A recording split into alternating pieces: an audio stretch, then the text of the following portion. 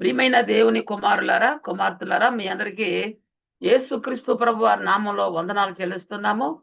మన అందరి ఆత్మల కన్న తండ్రైన దేవునికి స్తుతులు, స్తోత్రములు చెల్లిస్తూ ఉన్నాము. దేవుని కుమారులారా, ప్రతి సోమవారం మనం బైబిల్ గ్రంథంలో క్రీస్తు ధర్మశాస్త్రం ఎక్కడుంది అనే అంశమును గురించి మాట్లాడుకుంటూ వస్తూ ఉన్నాం. ఈరోజు దాని వెంట ప్రవేశపెట్టబడినటువంటి శ్రేష్టమైన నిరీక్షణ అనే పాఠం మూడో భాగాన్ని మనం నేర్చుకుని ఈ అంశాన్ని ఈ రోజుతో పాటు మనం పూర్తి చేసుకుందాం. చాలా మంది బైబిల్ గ్రంథములో క్రీస్తు ధర్మశాస్త్రం ఎక్కడుంది అనేది స్పష్టంగా తెలుసుకొనలేకపోతూ ఉన్నారు. కనుక బైబిల్ గ్రంథంలో ఉన్న గ్రంథాలను గురించి, మోసే ధర్మశాస్త్రం గురించి, క్రీస్తు ధర్మశాస్త్రం గురించి చాలా స్పష్టంగా ఈ అంశంలో మనం నేర్చుకోవడం జరిగింది. ఈరోజు మనము ఈ అంశమును గురించి చాలా జాగ్రత్తగా పరిశీలించవలసిన అవసరం ఉంది. ఎందుకంటే దాని వెంట ప్రవేశపెట్టబడిన శ్రేష్టమైన నిరీక్షణ ధర్మశాస్త్రం కొట్టివేయబడిన తర్వాత దాని వెంట పెట్టబడినటువంటి క్రొత్త నిబంధన గురించి చెప్తున్నారు. ఆ శ్రేష్టమైన నిరీక్షణ ఎలా ఉంటుంది అనేది, ఎలా మనం విశ్వసించాలి, ఎలా పొందుకోవాలి అనేది మనం ఈ అంశంలో మాట్లాడుకుంటూ వస్తున్నాం, నేర్చుకుంటూ వస్తున్నాం. బైబిల్ గ్రంథంలో క్రీస్తు ధర్మశాస్త్రం ఎక్కడుంది అంటే చాలా మంది మత్తయి సువార్త దగ్గర నుంచి ప్రారంభిస్తున్నారు. పెద్దవాళ్ళు బాగా. అది యేసుక్రీస్తు ఈ లోకానికి వచ్చిన కాలంలో ధర్మశాస్త్రం అమల్లో ఉంది అనే సంగతి మీరు గుర్తుంచుకోవాలి. ధర్మశాస్త్రం అమల్లో ఉన్నటువంటి కాలంలో రాయబడినటువంటి 4 సువార్తలు కూడా యూదుల పరమై ఉన్నాయి. ఆ సువార్త యూదులకు మాత్రమే చెప్పబడింది. మరి కొత్త నిబంధన ఎక్కడి నుంచి ప్రారంభము అంటే అపోస్తుల కార్యముల దగ్గర నుండి ప్రారంభించబడుతుందని యేసుక్రీస్తు చెప్పేశాడు. నేను వెళ్ళిన తర్వాత తండ్రి యొద్ద నుంచి పరిశుద్ధాత్మని ఏదో పంపుతాను, ఆయన వచ్చి నా వాటిలో నువ్వు తీసుకొని మీకు బోధిస్తాడు అని. రక్షణ గురించి, తీర్పును గురించి, మిమ్మల్ని ఒప్పింపజేస్తాడు అని కూడా చెప్పడం జరిగింది. ఈ శ్రేష్టమైన నిరీక్షణ గురించి ఈ అంశమంతా మనం మాట్లాడుకుంటున్నాం. ఈ 9వ పాఠమంతా అదే. అయితే ఇప్పటికి కూడా చాలా మందికి ఈ క్రీస్తు ధర్మశాస్త్రం అంటే అర్థం కాని పరిస్థితి, అయోమయం పరిస్థితిలో ఉన్నారు వాళ్ళు. క్రొత్త నిబంధనను విన్నా కానీ క్రీస్తు ధర్మశాస్త్రాన్ని వినలేదండి అనేవాళ్ళు నేను చూశాను. మరి ఎక్కడుంది క్రీస్తు ధర్మశాస్త్రం అంటే అపోస్తుల కార్యముల దగ్గర నుంచి, పరిశుద్ధాత్ముడు వచ్చిన దగ్గర నుంచి ప్రారంభించబడి రాయబడినటువంటి పత్రికలు అంటే అపోస్తుల ద్వారా ప్రకటింపజేసినటువంటి ఈ సువార్త అంతా ఏదైతే ఉందో అది క్రొత్త నిబంధన, క్రీస్తు ధర్మశాస్త్రము. ఇది దీన్ని ఎలా మనం పొందుకోవాలి అనే సిస్టమ్ కూడా మనకి దేవుడు చెప్పాడు. యేసుక్రీస్తు దగ్గరకు వచ్చేసరికి విశ్వాసము ద్వారా కృప చేతనే ఉచితముగా నీతిమంతులుగా తీర్చబడుతున్నాము. చాలా జాగ్రత్తగా మనం గమనించాలి. యేసుక్రీస్తు దగ్గరికి మనం వచ్చేసరికి విశ్వాసము నమ్మటం ద్వారా, అదే శ్రేష్టమైన నిరీక్షణ అన్నాడు అక్కడ. విశ్వాసము ద్వారా కృప చేతనే ఉచితముగానే నీతిమంతులుగా తీర్చబడుతున్నాము. మనం కష్టపడవలసిన పని లేదు, ఖర్చు పెట్టవలసిన పని కూడా లేదు. ద్వారా నీతిమంతులుగా తీర్చబడిన తర్వాత మరలా మనం వెనక్కి తిరిగే అవకాశము ఉంది కాబట్టే ఈ వాక్యాన్ని ఇంతవరకు మనం నేర్చుకోవడం జరిగింది. ఏమని? మొదటి నిబంధనలో శిక్ష ఉంది, తీర్పు ఉంది. రెండో నిబంధన కొత్త నిబంధనలో కూడా తీర్పు ఉంది. ఇంకేంటి అని చెప్పి అడిగే వాళ్ళకి సమాధానం ముందట క్లాసులో చెప్పాం. ఇక్కడ మొదటి నిబంధన అంటే ధర్మశాస్త్రం దగ్గర ఏ వ్యక్తి నీతిమంతులుగా తీర్చబడలేకపోయాడు. అది బలహీనమైంది. పాపం అంటే ఏంటో తెలియపరిచే స్థితి ఉంది గాని, పాపమును తీసివేసే శక్తి ధర్మశాస్త్రానికి లేదు. మరి కొత్త నిబంధనకొచ్చేసరికి ఇక్కడ క్రీస్తు యొద్దకొచ్చేసరికి కేవలం విశ్వాసం ద్వారా కృప చేతనే ఉచితంగానే నీతిమంతులుగా తీర్చబడిపోతున్నారు. తీర్చబడిన తర్వాత కూడా పడిపోయే స్థితి ఉంది, అవకాశం ఉంది. రక్షణ పొందుకున్న తర్వాత మరలా తప్పిపోతే అట్టివారికి శిక్ష.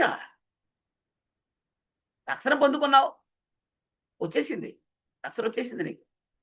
మరలా తప్పిపోయావు, మరి అలాంటి వారికి శిక్ష. ఈ శిక్షకు మాత్రం క్షమాపణ లేదు.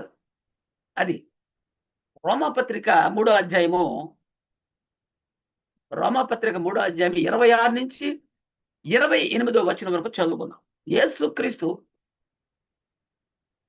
క్రీస్తు యేసు రక్తమునందలి విశ్వాసము ద్వారా ఆయనను కరుణాధారముగా బయలుపరచెను. దేవుడెప్పటి కాలమందు తన నీతిని కనపరుచు నిమిత్తము తాను నీతిమంతుడను యేసునందు విశ్వాసము గలవారని నీతిమంతుడిగా బడునై ఉండుటకు ఆయన అలాగు చేసెను. ఎలాగు చేసెను చూసారా? నీతిమంతుడైన క్రీస్తు నందు విశ్వాసము గలవానిని నీతిమంతునిగా తీర్చువాడునై ఉండుటకు ఆయన అలాగును చేసెను. కాబట్టి అతిశయ కారణం ఎక్కడా? అది కొట్టివేయబడెను.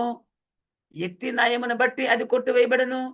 చూడండి, ఎట్టి న్యాయమును బట్టి అది కొట్టివేయబడెను. క్రియా న్యాయమును బట్టియా కాదు, విశ్వాస న్యాయమును బట్టియే. చూడండి, విశ్వాస న్యాయమును బట్టియే అంటాడు. కాగా ధర్మశాస్త్ర సంబంధమైన క్రియలు లేకుండా విశ్వాసం వలనే మనుషులు నీతిమంతులుగా తీర్చబడుచున్నారని ఎంచుచున్నాము. విశ్వాసము చూసారా? కొత్త నిబంధన వచ్చింది కాబట్టి దాని ద్వారా నీతిమంతులుగా తీర్చబడుతూ ఉన్నామా అంటే ఖచ్చితంగా నీతిమంతులుగా తీర్చబడుతున్నాము. అయినప్పటికీ కూడా మరలా తిరిగి పాపములో పడిపోయే పరిస్థితి ఉంది కాబట్టే అలా మరలా వెనక్కి వెళ్ళిన వాడికి తీర్పు ఉంటుంది, శిక్ష ఉంటుంది. మరలా పడిపోయే అవకాశం ఉంది కాబట్టి చెప్తున్నాడు. పడిపోకుండా ఉంటే నీతిమంతులుగా ఉండిపోతావు. హెబ్రీ పత్రిక 6వ అధ్యాయం 4వ వచనం. హెబ్రీ పత్రిక 6:4. ఒక్కసారి వెలిగించబడి, చూడండి, ఒక్కసారి అంటే నువ్వు క్రీస్తుని తెలుసుకున్నావు, వెలిగించబడిపోయావు, రక్షణ వచ్చేసింది.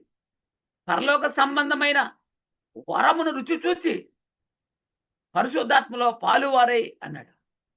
ఇవన్నీ అనుభవించిన తర్వాత మరలా బుద్ధిపూర్వకంగా పాపం చేస్తే ఆ పాపానికి క్షమాపణ లేదు. అది తీర్పు. కొత్త నిబంధన దగ్గరకు వచ్చే వారికి శిక్షించడం లేదు, కానీ నీతిమంతుడిగా తీర్చబడిన తర్వాత మరలా తప్పిపోయిన వారికి మాత్రమే శిక్ష విధించే అవకాశం ఉంది. వచ్చిన వారిని శిక్షించడం కాదు, వచ్చి నీతిమంతుడిగా తీర్చబడిపోయి మరలా తప్పిపోతే, మరలా పాపం చేస్తే అలాంటి వారిని మాత్రమే శిక్షించబడతారు. రక్షింపబడిన వారి యొద్దకు సాతానుగాడు వస్తాడు. లోకంలో ఉన్న వాళ్ళందరూ అదే పరిస్థితిలో, అదే స్థితిలో ఉన్నారు.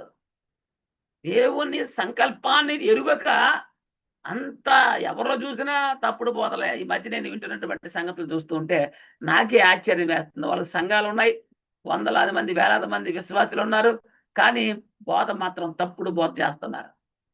వీళ్ళకి మరణము గురించి తెలీదు, దేవుడు త్రిత్వమా, ఏకత్వమా, అనేకత్వమా తెలీదు. ఏమండి, చనిపోయిన వాళ్ళు ఎక్కడి నుంచి లెగుతారో తెలీదు, తీర్పు అంటే తెలీదు. చాలా దారుణంగా ఉన్నారండి పరిస్థితి. రక్షింపబడిన వారి యొద్దకు సాతానుగాడు వస్తాడు, మనలను చాలా సులువుగా సిక్కులు పెడతాడు. చాలా ఈజీగా సిక్కులు పెట్టడం మన దగ్గర కాడు వస్తాడు. ఇది చిన్నదే కదా! ఇదేది? ఇది చిన్నదే కదా!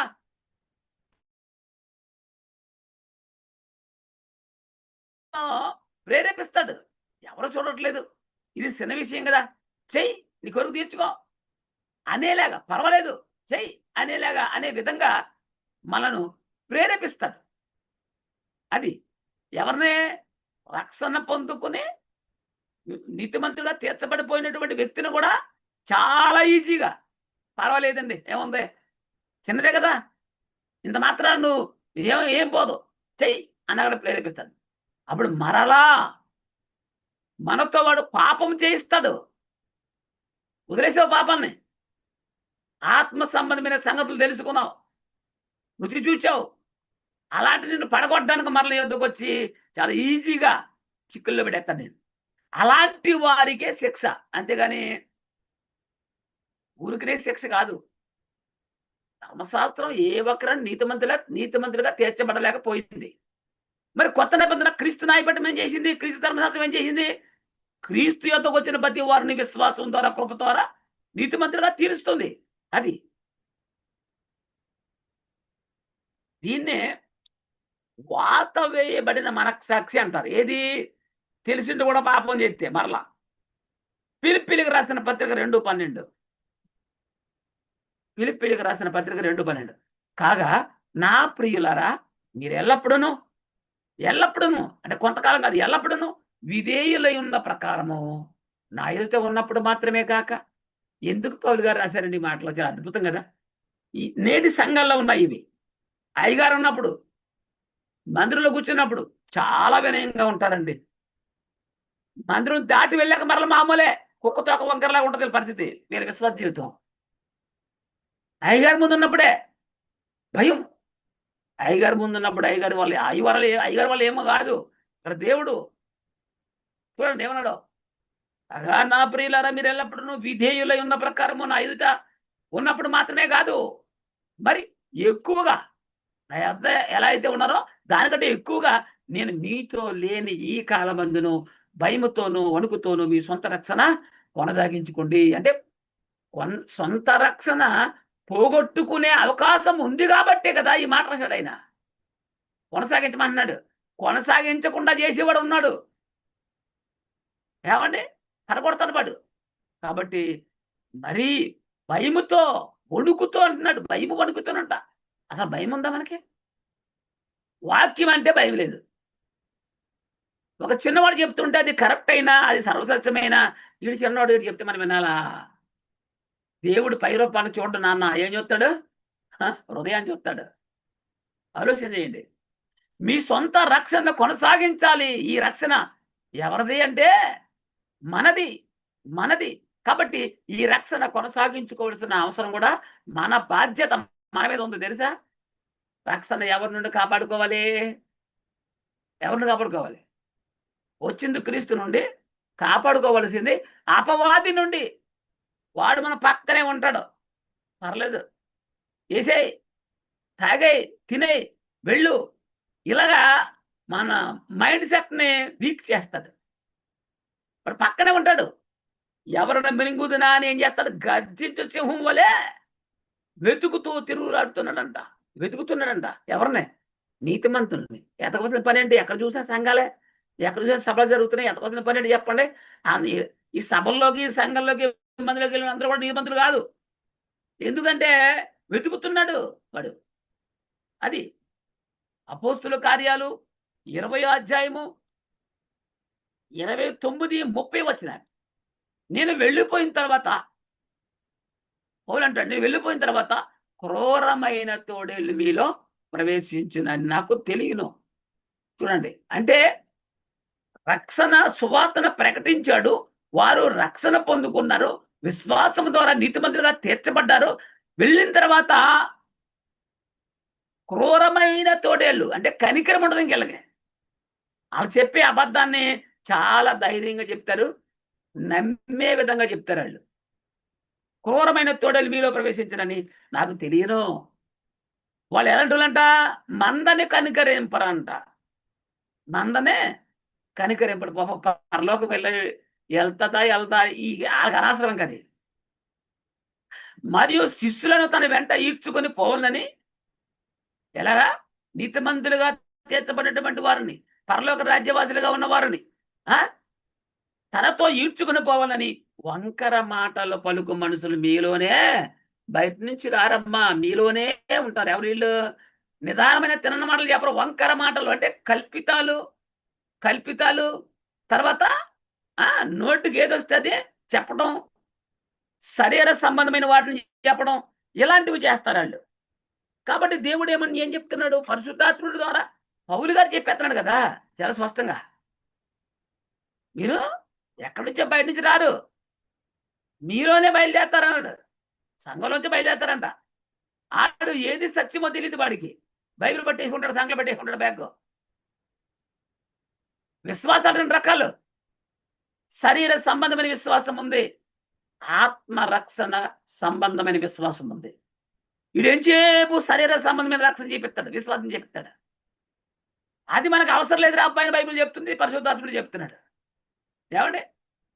వంకర మాటలు పలికి మనుషులు మీలోనే బయలుదేరారు, జాగ్రత్త.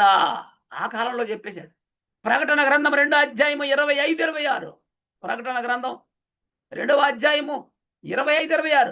నేను వచ్చు వరకు, చూడండి, యేసుక్రీస్తు వచ్చు వరకు, రెండోసారి వచ్చే వరకు మీకు కలిగి ఉన్న దాన్ని గట్టిగా పట్టుకోండి. ఏదైతే రక్షణ పొందుకున్నావో, ఏదైతే నీతిమంతులుగా తీర్చబడ్డావో, అది ఆ రక్షణ గట్టిగా పట్టుకోవాలి. అంటే జారిపోయే అవకాశం ఉందా? గట్టిగా పట్టుకోమని చెప్తున్నాడంటే ఉంది. నేను నా తండ్రి వలన అధికారం పొందినట్టు జయించుచు అంతం వరకు నా క్రియలు జాగ్రత్తగా చేయవని. ఎవరికే? అంతం వరకు నువ్వు బతుకుంటే, లేదా నీ మరణదినం వరకు నీవు జాగ్రత్తగా క్రీస్తు క్రియలు జాగ్రత్తగా చేయువానికి అన్నాడు. జనుల మీద అధికారము ఇచ్చేది అని చెప్తున్నాడు. నీ రక్షణ నీవు అంతం వరకు కాపాడుకోవాలి. ఒకటి రెండు రకాల అర్థాలు ఉన్నాయి. ఒకటి లోకాంతం, క్రీస్తు 2వ రాకడ. 2 మనంతం, మన మరణ దినం. మనము మరణ దినం వరకు కూడా ఈ రక్షణ కాపాడుకోవాలి. ఏదో పొందేసుకుందాంలే అని వెళ్ళిపోతే కుదరదు. పొందుకున్న రక్షణ పోయే అవకాశం ఉంది. కాబట్టి కాపాడుకోమని చెప్తున్నాడు, గట్టిగా పట్టుకోమని చెప్తున్నాడు. ఏమండి? ప్రకటన 2:19. ప్రకటన గ్రంథం 2:19. నీ క్రియలను, నీ ప్రేమను, నీ విశ్వాసమును, నీ పరిచయను, నీ సహనమును నేను ఎరుగుదును. చూసారా? తెలియవనుకుంటారు. చాలా క్రియలు దేవునికి ఇష్టమైన క్రియ అయితే పర్లేదు. శరీర సంబంధమైనవా? నటిస్తున్నావా, జీవిస్తున్నావా? ఆలోచన చేయి. నీ క్రియలు, నీ ప్రేమను, నీ విశ్వాసమును, నీ పరిచయను, నీ సహనమును ఎరుగుదును. నీ మొదటి క్రియల కన్నా నీ కడపటి క్రియలు అబ్బో మరి ఎక్కువైనవని ఎరుగుదును. చూసారా? అంటే మొదటి క్రియలు కంటే కడపడు ఇంకా ప్రమాదకరంగా ఉన్నాయంట. మరీ ఎక్కువైనవని. ఇంకెందుకు మార్పు నీలో? ప్రకటన 3వ అధ్యాయం 2:3 అంటాడు, నీ క్రియలు నా దేవుని ఎదుట సంపూర్ణమైనవిగా నాకు కనబడలేదంటాడు. నువ్వు రక్షణ పొందుకున్నామంటే నీ క్రియలు, నీ మాట, నీ చూపు, నీ ఆలోచన, నీ నడవడిక, నీ సమస్తములో మార్పు రావాలి. అవి సంపూర్ణంగా నాకు కనబడలేదంటాడు. కనుక జాగరూకుడవై సావనయున్న మిగిలిన వాటిని బలపరచుమంటాడు. ఆలోచన చేయండి. నీవెలాగో ఉపదేశం పొందితువో, ఎలాగో వింటువో జ్ఞాపకము చేసుకొని, నువ్వు ఎలాగ ఉపదేశిస్తున్నావు, ఎలా వింటున్నావు నువ్వు, దాన్ని ఒకసారి జ్ఞాపకం చేసుకొని దానిని గైకొనుచు. ప్రసంగాలు అందరూ చెప్తాము, ప్రసంగాలు అందరూ వింటారు. ఎంత సర్వసత్యాన్ని చెప్పినా చెప్పేవాడు గై కొనాలి. గై కొనకపోతే ఆ సుఖం లేదు వారికి కూడా. తను వినేవారు కూడా, వినేసావమ్మా చాలా బాగా చెప్పారని వెళ్ళిపోతే కుదురుతుందా? విన్నవారు కూడా గై కొనుచు ఏం చేయాలి? మారు మనసు పొందుము. ప్రకటించిన వాడు మారు మనసు పొందాలి, రక్షణ కాపాడుకోవాలి. విన్నవాడు మారు మనసు పొందుము. నీవు జాగరకుడవై ఉండిన యెడల ఏమన్నాడు? జాగరకుడవై ఉండిన యెడల నేను దొంగ వలె వచ్చేదను, ఏ గడియను నీ మీదకి వచ్చేదనో నీకు తెలియనే తెలియదు. యేసు ప్రభువారు 2000 సంవత్సరాల నుంచి వస్తా అని చెప్తున్నాడు. ఏమి రాలేదు కదండి. ఏమొస్తాడు అని నీకిష్టం వచ్చినట్టు నువ్వు జీవించకూడదు.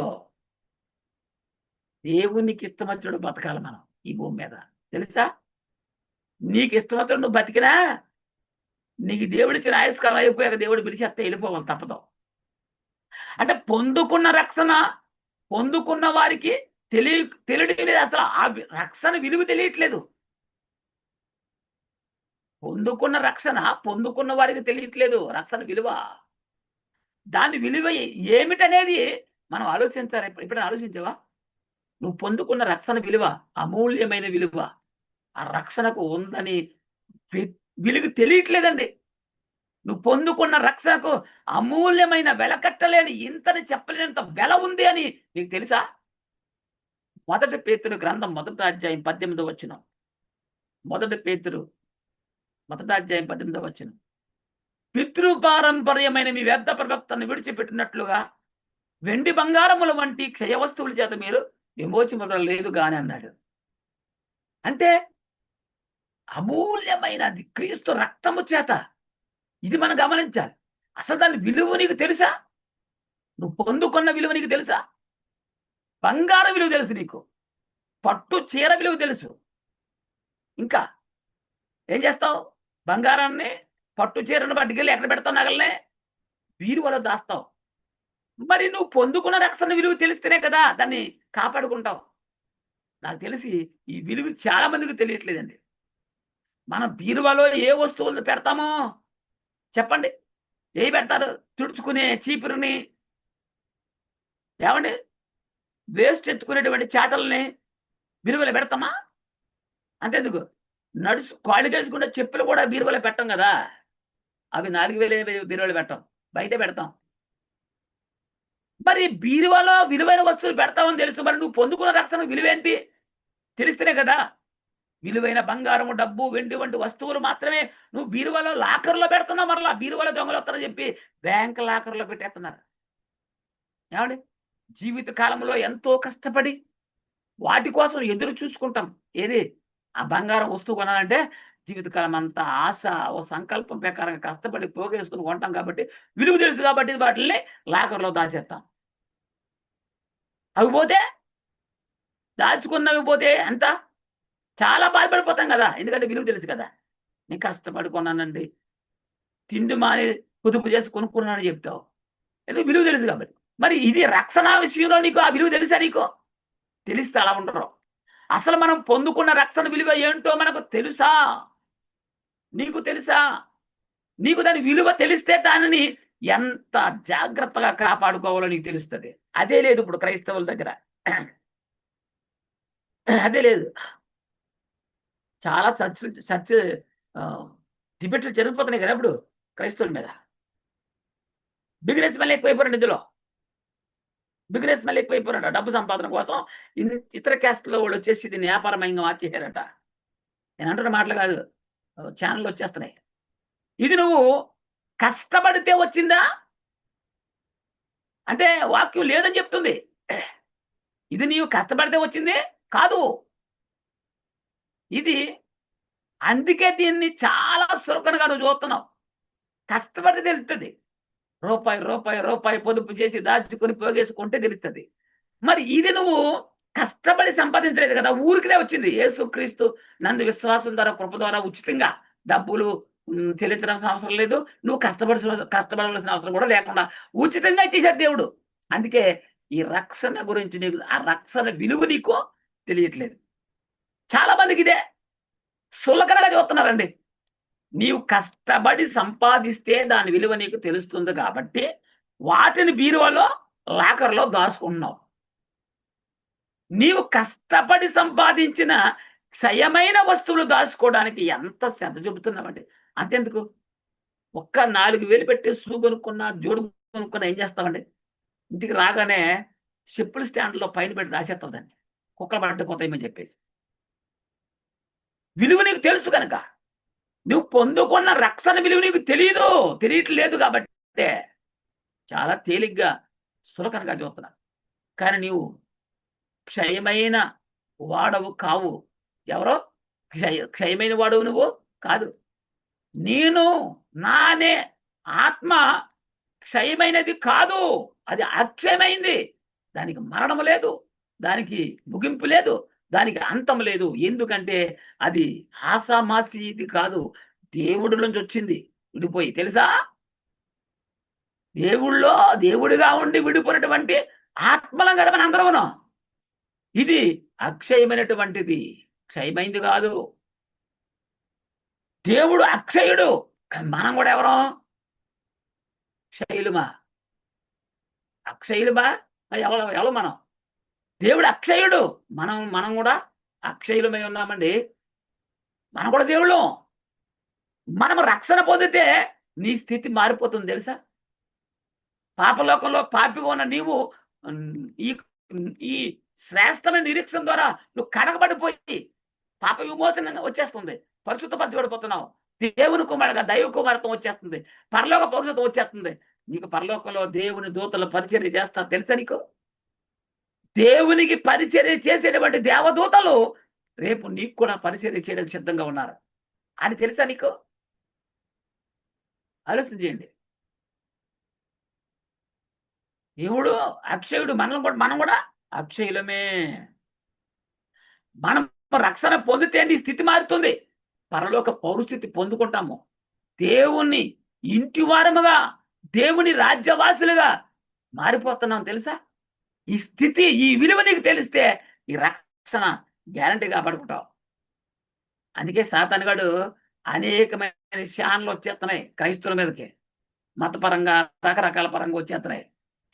మనము పొందుకున్న రక్షణ గొప్పది అని గుర్తించగలిగితే మనం వెనక్కి వెళ్ళం. అది గుర్తించలేకపోతున్నాం కాబట్టే కొంతకాలం వెంటాడి ఊరికినే వదిలేస్తున్నాం అంతే. మరలా పాపలో పోతున్నారు వీళ్ళు. ఏముండదు కదా ఉన్నారు. ఏముండదా? ఎవరు చెప్పారు ఏముండదని? అలా రెండో మారు పడిపోయినాడికి మరలా నూతన పరచడం అసంభవం అని చెప్పేశాడు. యేసుక్రీస్తు శిలువలో పొంది రక్తం కాచినటువంటి రక్తం ద్వారా ఒక్కసారి పాపి క్షమించబడి కడగబడతాడు. రెండోసారి పాపం చేస్తే మరలా యేసుక్రీస్తు రక్తంలో కడగబడే అవకాశం లేదు. ఇంకా దానికి ఇక బలేదు. ఇంకా ఒకసారికే ఉంది క్రీస్తు రక్తం. రక్షణ పొందుకున్న వారికి శిక్ష కాదు, రక్షణ పోగొట్టుకున్న వారికి శిక్ష. కొత్త నిబంధనలో శిక్ష ఉందంటే ఉంది, అద్దుకుందాయే. రక్షణ పొందుకున్న వారికి శిక్ష కాదు, పొందుకున్న రక్షణ పోగొట్టుకుంటే వారికి శిక్ష. 1 కొరింథీ 9:27. 1 కొరింథీ 9:27. గాలిని కొట్టినట్టు నేను మాట్లాడట్లేదు కానీ ఒకవేళ ఇతరులకు ప్రకటించిన తర్వాత నేను భ్రష్టునైపోదునేమో అని నా శరీరమును నలగొట్టి దాన్ని లోపరుచుకొనుచున్నాను. పౌలు గారు ఇతరులని రక్షణ బాబు చెప్తున్నాడు, రక్షిస్తున్నాడు, అన్ని బాగానే ఉంది. ఒకవేళ నేను కానీ నన్ను పడిచుకోకుండా, నా శరీరాన్ని పడిచుకోకుండా, నా శరీర క్రియలు చంపకుండా ఉంటే నేను మరలా పాపినైపోతానేమో, భ్రష్టునైపోతానని చెప్పేసి ఆయన చేశాడట.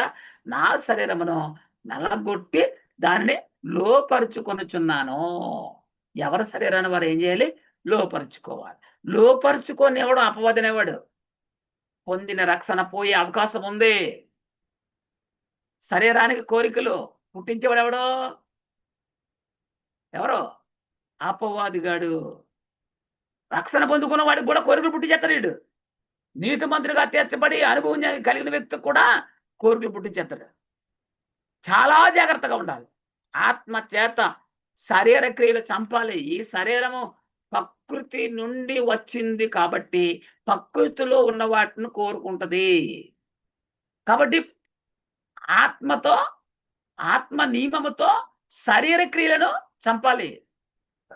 పౌలు గారు అంటున్నాడు, నేను ప్రకటించిన తర్వాత భ్రష్టునైపోతే అంటున్నాడు. అన్ని తెలిసి పెట్టేస్తున్నాడు. కాబట్టి తను తానేం చేస్తున్నాడు? శరీరాన్ని నలగొట్టుకుని లోపరుచుకుంటున్నాడు. అనగా రక్షణ పొందిన తర్వాత తప్పిపోయేవాడు అని అర్థం. రక్షణ పొందినవాడే కదా బోధిస్తాడు, ప్రకటిస్తాడు. అలా ప్రకటిస్తూ పోతూ తను బట్టి కూడా మానేస్తే భ్రష్టునైపోతానేమో అని తన శరీరాన్ని నలగొట్టుకుని లోపరుచుకున్నాను అని చెప్పేసి పౌలు గారు చెప్పడం జరిగింది. రక్షణ పొందాడు, అనేక మందికి బోధిస్తున్నాడు. ఈయన రక్షణ పోతుందని మాట్లాడుతున్నాడు. రక్షణ పొందుకున్నాడు, అనేక మందికి రక్షణ బోధిస్తున్నాడు, రక్షణ గురించి బోధిస్తున్నాడు. అయినప్పుడు కూడా పోతుంది అని మాట్లాడుతున్నాడు. అంటే పోయే అవకాశం ఉంది కాబట్టి. యాకోబు గారు రాసిన పత్రిక 4వ అధ్యాయం. యాకోబు గారు రాసిన పత్రిక 4వ అధ్యాయం. మొదటి నుండి 4వ వచనం వరకు. మీలో యుద్ధములను, పోరాటములను దేని నుండి కలుగుచున్నవి. నిజమేనండి. చాలా అద్భుతమైన మాట కదా! ఈనాడు ఇజ్రాయెల్ గాని, ఇరాన్ గాని, లేక అమెరికా గాని ఇయన్నీ యుద్ధాలు చేస్తున్నాయి. ఎందుకు చేస్తున్నాయి? నేను గొప్ప, నేను గొప్ప, నా దేవుడు గొప్ప, నా దేవుడు గొప్ప అని ఈళ్ళు చూపిస్తున్నారండి. మీలో యుద్ధములను, పోరాటములు దేని నుండి కలుగుచున్నవి? మీ అవయవములలో పోరాడు మీ బగచ నుండే కదా! అన్నాడు. నిజమే. మీ ఆలోచన విధానం, మీ తలంపులు ఇవన్నీ. మీరు ఆశిస్తున్నారు గానీ మీకు దొరకట్లేదు. ఆశ చేయుదురు, మత్సరపడుదురు గానీ సంపాదించుకొనలేరు. కొట్లాడుదురు, యుద్ధములు చేయుదురు గానీ దేవుణ్ణి అడుగనందున మీకేమి దొరకదు. ఎవరిని అడగాలి? దేవుణ్ణి అడగాలి. దేవుడు ఇవ్వాలి. మీరడిగినను మీ భోగముల నిమిత్తము వినియోగపరచుటకై దురుద్దేశముతో అడుగుదురు గనుక మీకేమీ దొరకట్లేదు. దురుద్దేశంతో అడగకూడదండి. వ్యభిచారులారా ఈ లోక స్నేహం దేవునితో వైరమని మీరు ఎరగరా? చూడాలి. కాబట్టి ఎవడు ఈ లోకముతో స్నేహము చేయగోరునో వాడు దేవునికి శత్రువు. అంతెందుకు ఎవడు శత్రువు దేవునికి అంటే లోకముతో స్నేహము చేయగా గోరువాడు. ఎప్పటికీ రక్షణ పొందుకున్నావో లోకానికి నీకు సంబంధం లేదు. ఇంకా వాక్యానుసారంగా ఉండాలి. ఏమండి? ఫిబ్రవరి పత్రిక 6వ అధ్యాయము 4, 5, 6 వచనాలు మనం చూడగలిగితే ఒక్కసారి వెలిగించబడి పరలోక సంబంధమైన వరములు రుచి చూచి పరిశుద్ధాత్మలో పాలువారై దేవుని దివ్య వాక్యమును రాబో యుగ సంబంధమైన శక్తుల ప్రభావం అనుభవించిన తర్వాత తప్పిపోయిన వారు, ఇది అన్నీ తెలుసుండి తప్పిపోయిన వారి గురించి చెప్తున్నాడు. తమ విషయములో దేవుని కుమారుని మరలా సిరివేయిచు బాహాటముగా ఆయనను అవమానపరుచున్నారు కనుక మారు మనసు పొందినట్లు అట్టి వారిని మరలా నూతన పరచుట అసంభవము. మరి ఎవరు నూతన పరుస్తున్నారంటే ఒక్కసారే నిన్ను నూతన పరుస్తున్నాడు క్రీస్తు రక్తం ద్వారా. రెండోసారి మరలా పాపం చేసి నిన్ను నూతన పరచాలంటే అది అసాధ్యం లేదు. అలాంటి రక్షణ లేదు.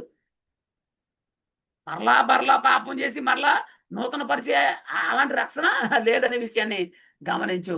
రక్షణ పడిన వాడికి శిక్ష కాదు, రక్షణ పోగొట్టుకున్న వాడికి శిక్ష. మనం పొందుకున్న రక్షణ విలువ మనకంటే బాగా దాని విలువ ఎవరికి తెలిసి చెప్పండి? మనం పొందుకున్న యొక్క రక్షణ విలువ మనకంటే బాగా ఎవరికి తెలుసు? అపవాదికి తెలుసు.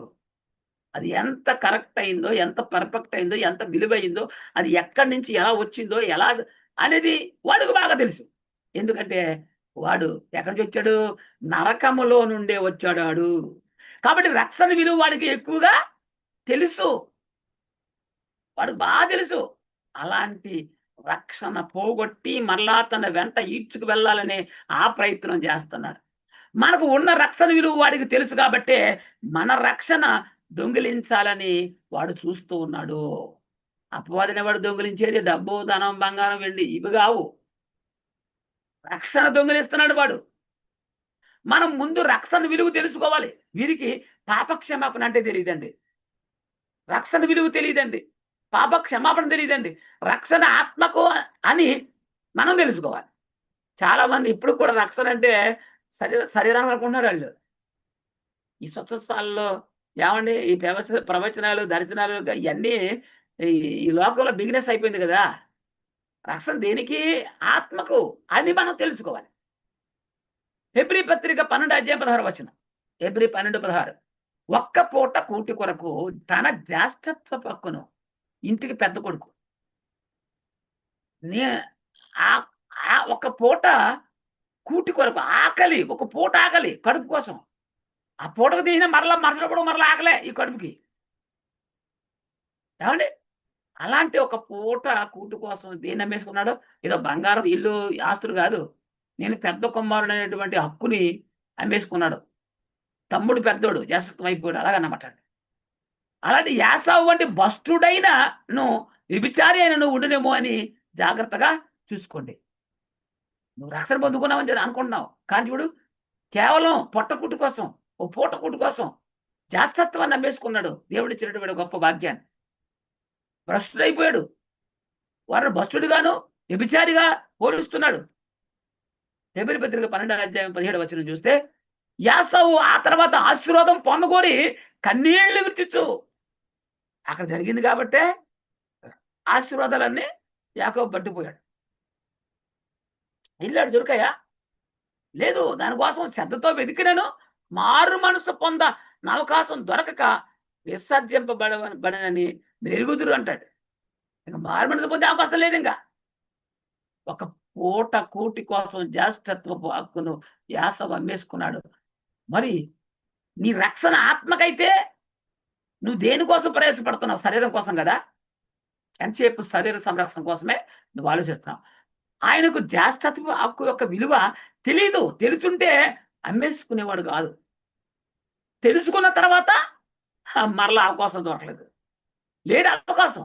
అలాగే రక్షణ పొందుకుని, పరిశుద్ధాత్మలో పాలు పొందుకుని, ఏమండి ఆత్మ సంబంధమైన వరములు రుచి చూసిన తర్వాత మరలా తప్పిపోతే, అలాంటి వాడికి మరలా మారు మనసు పొందే అవకాశం లేదు. వారికే శిక్ష. రక్షణ పొందుకున్న క్రైస్తవులు ఎక్కడికొచ్చారు? పరలోకములో ఉన్న దేవుని ఏమండి జ్యేష్ఠుల సంఘం మీదకొచ్చారు. తెలుసా? రక్షణ పొందుకున్నామంటే ఎక్కడికొచ్చావు? పరలోకమందున్న దేవుని జ్యేష్ఠుల సంఘం యొద్దకు వచ్చావు. హెబ్రీ పత్రిక 12 అధ్యాయం 22 నుంచి 25 దాకా చదువుతాం. హెబ్రీ పత్రిక 12 అధ్యాయము 22 నుంచి 23 వరకు చదువుకుందాం. ఏమన్నాడు ఇక్కడ? ఇప్పుడైతే సియోనును కొండకును జీవం గల దేవుని పట్టణమునకును అనగా పరలోకపు యెరూషలేమునకును వేవేల కొలది దేవదూతల యొద్దకును పరలోకమందు రాయబడిన జ్యేష్ఠుల సంఘమునకును వారి మహోత్సవమునకును అందరి న్యాయాధిపతి అయిన దేవుని యొద్దకును సంపూర్ణ సిద్ధి పొందిన నీతిమంతుల ఆత్మ యొద్దకును ఎంత అద్భుతమండి. కొత్త నిబంధనకు మధ్యవర్తి అయిన యేసునందుకును హేబేలు కంటే మరీ శ్రేష్టముగా పలుకు ప్రోక్షణ చూడండి ప్రోక్షణ రక్తమునకును మీరు వచ్చి ఉన్నారు. ఆసమాసి కాదు. రక్షణ పొందుకున్నావంటే నీ బాప్తిసం తీసుకున్నావంటే నీకు స్థితి మారిపోతుంది. పరలోకమందున్న జ్యేష్ఠుల సంఘం ఎదుకొచ్చావు నువ్వు. కొత్త నిబంధనకు మధ్యవర్తిని యేసునొద్దకును హేబేలు కంటే మరి శ్రేష్టముగా పలుకు ప్రోక్షణ రక్తమునకు మీరు వచ్చి ఉన్నారు. మీకు బుద్ధి చెప్పుచున్న వారిని నిరాకరింపకున్నట్లు చూచుకొనుడి. చూడండి, బుద్ధి చెప్పుచున్న వారిని నిరాకరించినట్టు చూసుకోండి. నిరాకరింపకున్నట్టు చూసుకోండి. చూసుకొనుడి. వారు భూమి మీద నుండి బుద్ధి చెప్పిన వారిని నిరాకరించినప్పుడు తప్పించుకొనకపోయిన యెడల పరలోకం నుండి బుద్ధి చెప్పుచున్న వారిని విసర్జించు మనము తప్పించుకొనకపోవటం మరి నిశ్చయము కదా అంటాడు. ప్రకటించే వారిని నిరాకరించిన వారు విషయాన్ని ఇప్పుడు మనం మాట్లాడుకున్న సంగతులన్నీ ఎక్కడవే? క్రీస్తు ధర్మశాస్త్రంలోనివే. క్రీస్తు ధర్మశాస్త్రంలోనే మనం కొత్త నిబంధనల గురించి మాట్లాడుతున్నాం. ఇవి వాళ్ళకి అర్థం కాదు. ప్రకటించే వారిని నిరాకరించే వారు గురించి చెప్తున్నాడు. రక్షణ పొందుకున్న వారికి వారు ఎక్కడికి వచ్చారో వీరికి తెలియడం లేదు. మీరు సొంత రక్షణ మీరు కొనసాగించాలి. రక్షణ అనేది నీవు కొనసాగించుకోవాల్సిన అవసరం ఉంది అనే విషయాన్ని కూడా నువ్వు గుర్తుంచుకోవాలి. రక్షణ పొందే అవకాశం, దానిని కాపాడుకునే అవకాశం దేవుని చేతిలో లేదు. పొందే అవకాశము, దాన్ని కొనసాగించే అవకాశం కూడా, కాపాడుకునే అవకాశం కూడా మన చేతిలోనే ఉంది. మన చేతిలో ఉంది. కుమ్మరివాడు మట్టితో చేసే కుండ చేస్తున్నప్పుడు లోపం ఉంటే చాలా జాగ్రత్తగా ఉంది. లోపం ఉంటే అనగా దానికి చేస్తున్నప్పుడు పాత్ర కన్నం పడినా ఎలాంటి వెలుతురున్నా వంకర్లున్నా ఏం చేస్తాడు? మరలా ఆ చెక్కను తిప్పేసి చక్ర మీద ఆ మట్టిని ముద్దగా పిసికేస్తాడు. పిసికేసి మరలా మెత్తన ముద్దగా చేసేసి మరొక పాత్ర తయారు చేస్తాడు. ఎందుకంటే లోపం ఉంది కాబట్టి ముందు దాన్ని ముద్దగా చేసి మరలా ఇంకో పాత్ర చేస్తాడు. కానీ అది ఆవలో కాలిపోయిన తర్వాత కుండ కన్నం పడింది అనుకోండి, దాన్ని మళ్ళీ ముద్ద అవుద్దా? అది ముద్ద అవుద్దా? అవే అవకాశం ఉంటుంది చెప్పండి. దాన్ని పెంట మీద మారేది. అది ఎందుకంటే ముద్దవ్వే అవకాశం ఉందా అంటే లేదు, అవదది. దానికి మరొక పాత్ర చేసే అవకాశం దానికి లేదు. కాబట్టి దాన్ని ఏం చేయాలి? పెంట మీద పడేస్తాడు. అది ఎందుకు పనికిరాదు. అలాగే రక్షణ పొందుకున్నావంటే మరలా ఆ రక్షణ కాపాడుకోవాలి. కాపాడుకుంటేనే నీకు లేదు. నువ్వు పోగొట్టుకున్నావంటే మరలా నీకు దానికి పొందుకునే అవకాశం లేదు. మరొక రూపం రావాలంటే కుమ్మరివాణి ఆ చక్రం మీద ఉన్నప్పుడు మాత్రమే లోపల ఉంటే సరి చేస్తాడు. నీలో ఉన్న పాపాలన్నీ క్రీస్తు రక్తంలో కడగబడాలంటే ఒకే ఒకసారి నీ జీవితంలో జరుగుతుంది. ప్రతి మాటికి జరగదు. కొన్ని సంఘాల్లో ఆదివారం నాడు వచ్చేసి, తండ్రి ప్రభువా ఇదిగో నా పాపాలు కడిగండి. సోమవారం నుంచి ఆదివారం దాకా ఎన్ని పాపాలు చేశారని ఒప్పేసుకుంటున్నానో కడిగండి అంటాడు. ఈడు వారం కడిగితే వారం కడుగుతావే నిన్ను యేసు రక్తంతో. నీ రక్తం గురించి తెలిస్తే అప్పుడు తెలుస్తది.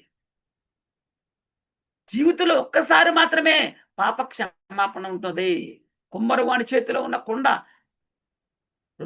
రూపంలో లోపం ఉంటే ఆ మెత్తగున్నప్పుడు ముద్దగా చేసి మరొక పాత్ర చేయగలుగుతాడు తప్ప, అది ఆమెలో కాల్చబడిపోయిన తర్వాత కన్నం పడినా లోపం ఉన్నా అది ఎందుకు పనికి రాకుండా నిరుపయోగంగా పెంట మీద పడవలసిందే. ఆలోచించండి. అలాగే ఒకసారి మరి వెలిగించబడి మరలా పాపం చేసిన వాడు మాత్రమే శిక్ష ఉంటుంది కొత్త నిబంధనకు వచ్చేసరికి. హెబ్రీ పత్రిక 10 అధ్యాయం 24 నుంచి చదువుకుందాం 37 దాకా.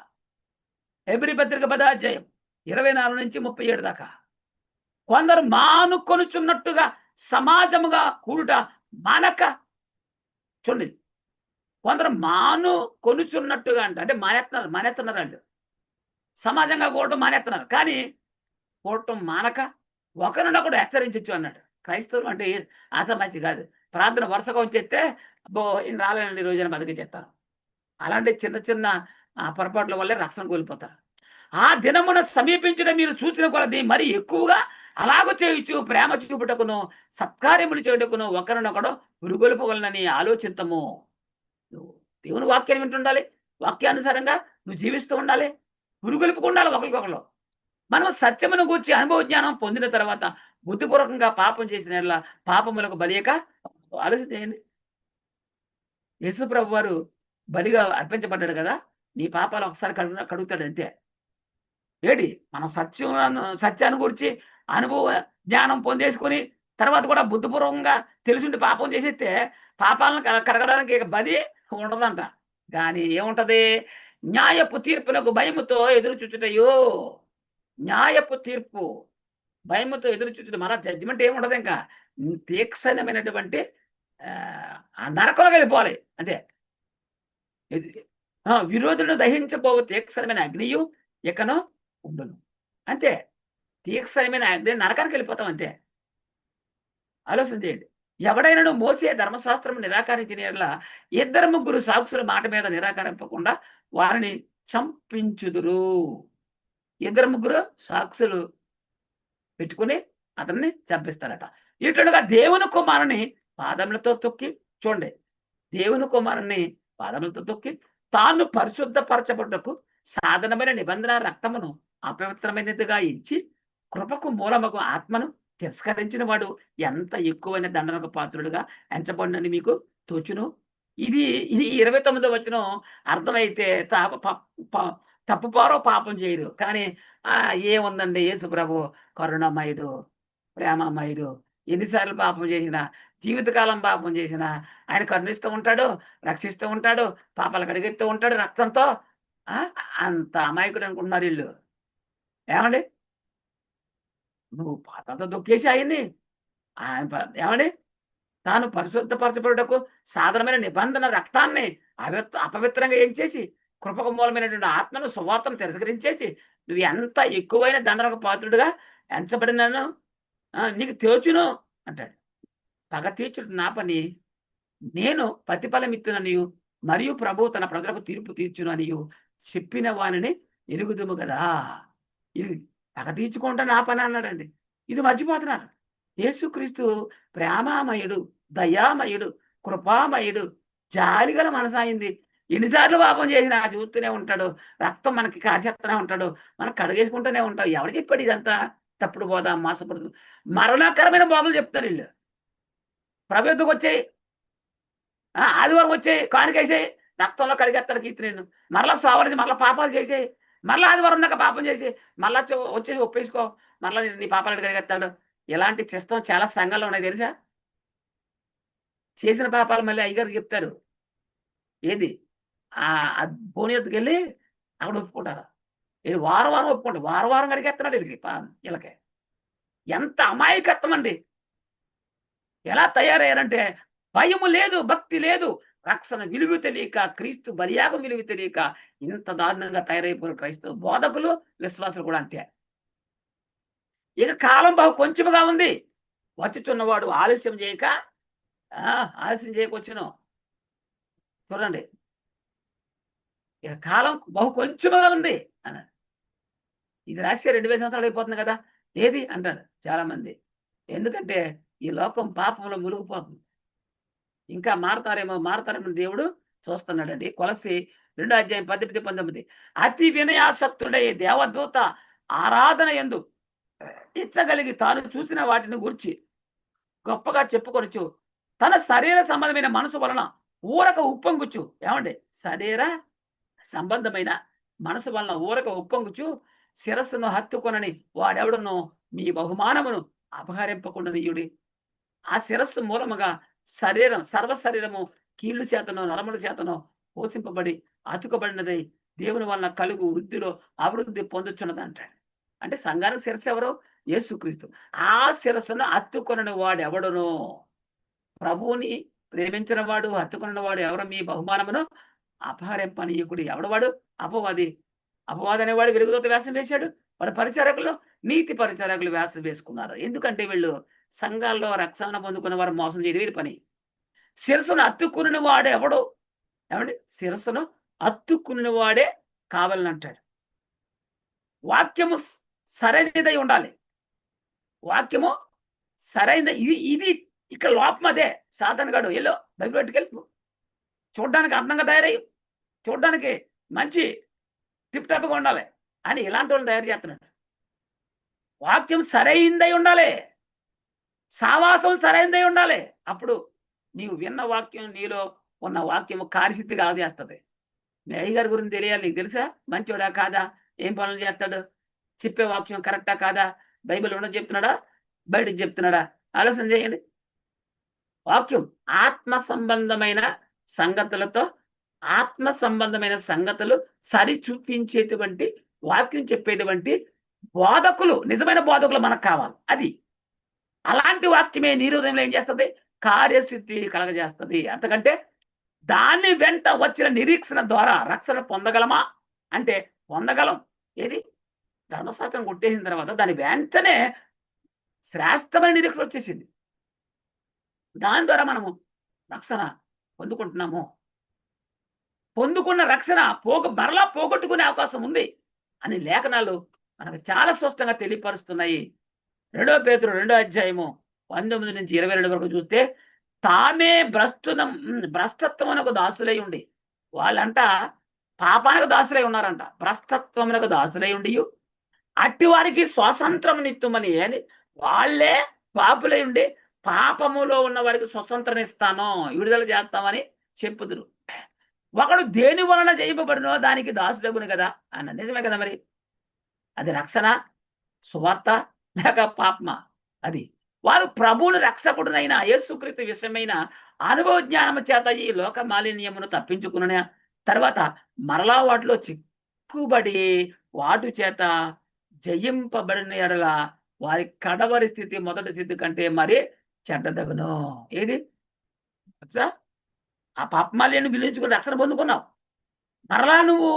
మరలా పాపం తిరిగి చేసావు అనుకోండి, ఆ మొదటి స్థితి కంటే కడవరి స్థితి చెడ్డదన్నాడు.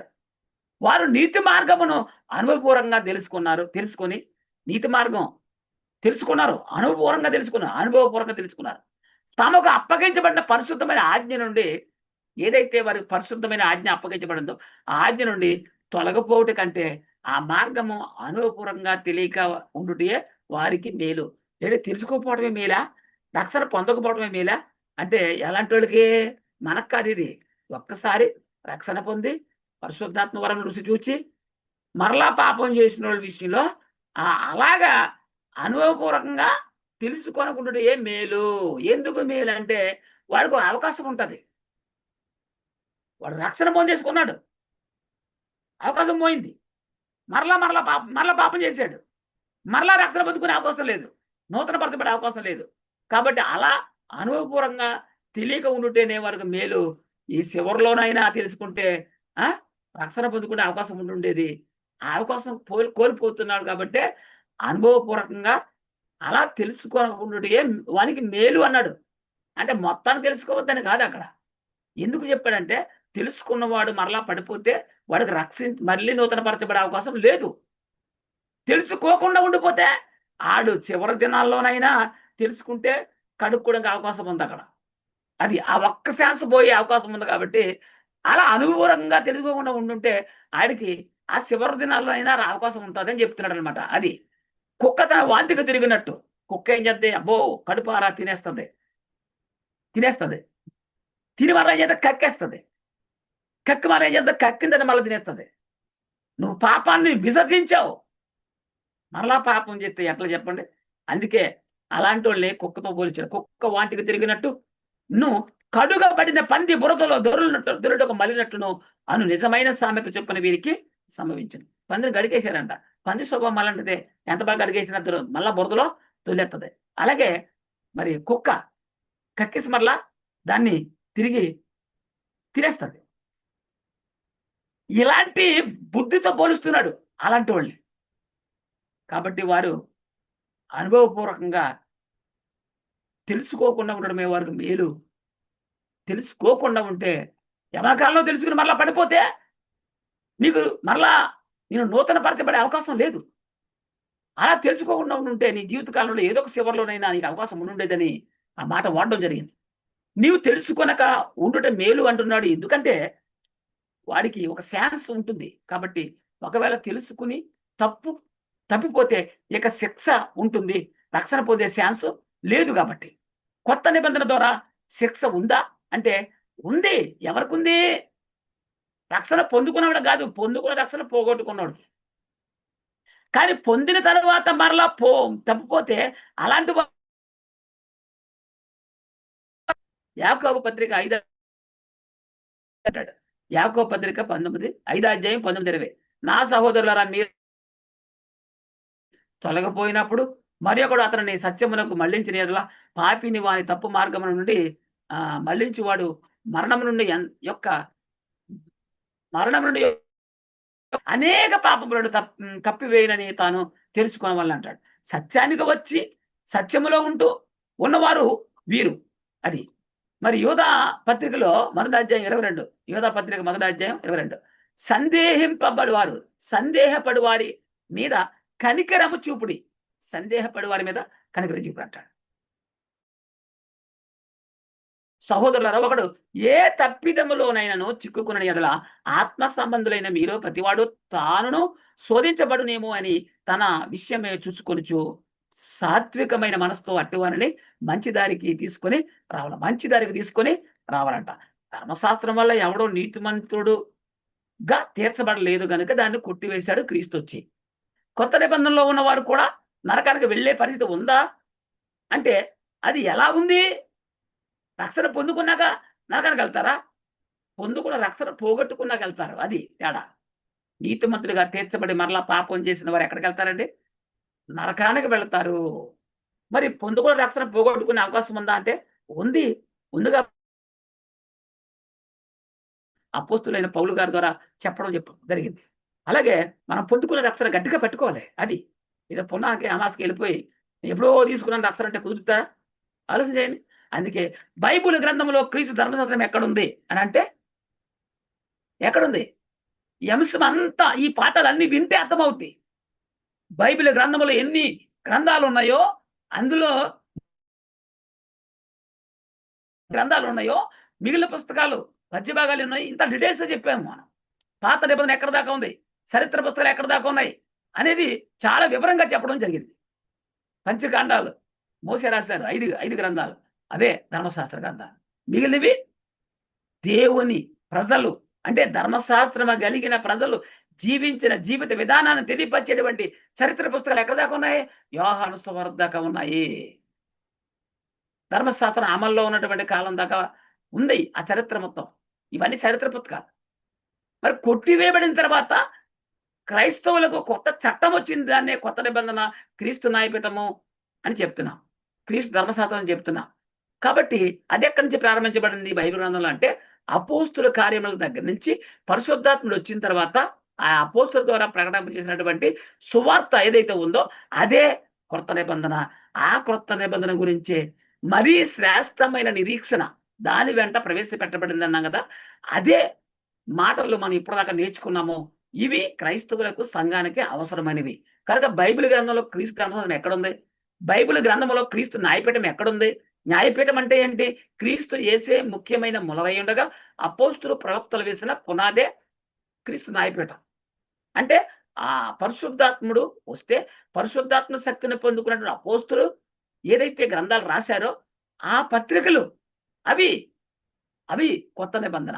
కనుక బైబిల్ గ్రంథంలో క్రీస్తు ధర్మశాస్త్రం ఎక్కడుంది అంటే అపోస్తుల కార్యముల దగ్గర నుంచి అది ప్రారంభించబడింది. ప్రకటన గ్రంథం వరకు ఉన్నటువంటి పుస్తకాలు అన్ని కూడా క్రీస్తు ధర్మశాస్త్రం, క్రీస్తు న్యాయపీఠము, క్రొత్త నిబంధన అని పిలువబడుతుంది. కనుక మీలో డౌట్ రావచ్చు. బైబిల్‌లో కొత్త నిబంధన అని రాయబడింది గదా! మత్తయి సువార్త ప్రారంభం ఉంది గదా! అని. కానీ మీరు ఆలోచన చేయండి. ధర్మశాస్త్రము ఎప్పటి వరకు అమల్లో ఉంది? అంటే క్రీస్తు సిలువలో దాన్ని కొట్టేసే వరకు కూడా అమల్లో ఉంది. కాబట్టి క్రీస్తు ధర్మశాస్త్రం కొట్టేయడానికి వచ్చాడు కాబట్టి, కొట్టేసేంత వరకు జరిగినటువంటి ఏదైతే ఆ చరిత్రలు, సువార్తలు 4 ఉన్నాయో అవి కూడా ధర్మశాస్త్రము కలిగిన ప్రజలు జీవించి ఉన్నటువంటి జీవిత విధానాన్ని తెలియపరిచేటువంటి చరిత్ర పుస్తకాలే ఈ 4 సువార్తలు కూడా. అందుకే అక్కడ యేసుక్రీస్తు కూడా ఏమన్నాడు? ఆయన చేసిన యేసుక్రీస్తు శరీరధారుడిగా ఉన్నప్పుడు చేసిన బోధ ఎవరికి? యూదులకు మాత్రమే. ఇజ్రాయేలుకి మాత్రమే. అన్యులకు కాదు. పోనీ క్రైస్తవులకంటే అప్పుడు క్రైస్తవులు లేరు గదా! క్రైస్తవులు ఎప్పుడొచ్చారు? ఇలాంటి నార్మల్ విషయాలు కూడా తెలియకుండానే చాలామంది బోధకులు సంఘాల్లో ఉన్నారు. నేను విమర్శించాలని కాదు. నేను చెప్పిన మాటలు సత్యమైతే బోధ మార్చుకోండి. మీరు మారండి. సంఘాలు మార్చండి. అందరూ పరలోకానికి వెళ్దాము. పరలోకంలో చేరదాము. అలాంటి స్థితిని కల్పించడానికే యునైటెడ్ బైబిల్ అకాడమీ ఉంది. ఈ యునైటెడ్ బైబిల్ అకాడమీ ద్వారా ఈ సర్వలోకానికి దేవుని యొక్క సర్వసత్యాన్ని వినిపింపజేస్తున్నాము. అలాంటి ధన్యత, అలాంటి కృప మాకు అనుగ్రహించినందుకు మా ఆత్మీయ తండ్రి గారి ద్వారా అంటే డాక్టర్ ఎన్ రంగారావు గారి ద్వారా మాకు లభించింది. వారికి ఇంకా దేవుడు ఆరోగ్యం ఇవ్వాలి. ఇంకా అనేకమైనటువంటి మంచి కొత్త నూతనమైనటువంటి ప్రసంగాలు బయటికి తీయాలి. క్రైస్తవులకు మరి ఆత్ ఆత్మీయంగా వాళ్ళు బలపరచడానికి ఇలాంటి సంగతులు ఎన్నో ఇంకా రావాలని, ఇలాంటి అవకాశం దేవుడు మాకు అందించినందుకు, వారిని మాకు చూపించినందుకు కూడా దేవునికి అనేక మార్లు ఇంకా మా జీవితకాలం అంతా కూడా ఆయన్ని గణపరుస్తూనే ఉంటాము. ఈ మాటలు, ఈ వాక్యాన్ని విన్న ప్రతి ఒక్క వ్యక్తి హృదయంలో కూడా నాటి నీరుగట్టి ఫలింపులోనికి తెచ్చునుగాక. అందరికీ వందనాలు.